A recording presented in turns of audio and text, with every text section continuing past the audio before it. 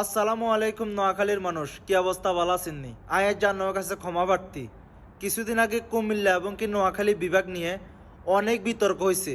আমি অনেক খারাপ সারাপ বলছি নোয়াখালী নিয়ে, এই জন্য আমি আজকে আপনাদের কাছে ক্ষমা প্রার্থী। আমি বুঝতে পারি না এই বিষয়টা। এই যে নোয়াখালী এবং কি কুমিল্লা বিভাগ নিয়ে পিছনে কোনো একটা চক্র কাজ করছে, আমরা এটা বুঝতে পারি না এবং কি আমি বুঝতে পারি নাই এখানে কোনো একটা চক্র আছে, মানে অস্বাভাবিকভাবে এগুলাকে মানে নিয়ন্ত্রণ করে।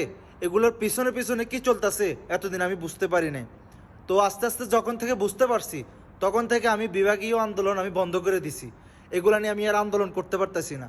অতএব আপনারা এগুলা যারা ঘাটাঘাটি করছেন তারা এখন বুঝে গেছেন আমি কি বলতে চাইতেছি। আমি বলবো না, কিন্তু আপনারা বুঝে গেছেন। কারণ এই জন্য আমি আপনাদেরকে বলি, আমি আপনাদের কাছে ক্ষমা প্রার্থী। নোয়াখালীর ভাই বোনেরা, পারলে আমাকে ছোটো ভাই হিসেবে ক্ষমা করে দিয়েন। আসলে আমি যে কথাগুলো বলছি এগুলো আমি ক্ষমা পাওয়ার যোগ্য না।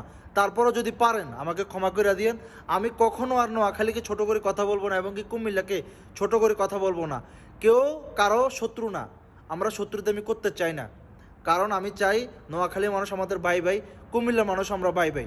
তো এই জন্য বলি, আমরা কারোর সাথে বিরোধ করব না। আমরা আমাদের জায়গায় থেকে যেন ভালো থাকি, সুস্থ থাকি, এ কাম্য করি। যদি পারেন ছোট ভাই হিসেবে আমাকে ক্ষমা করে দিয়েন। ধন্যবাদ।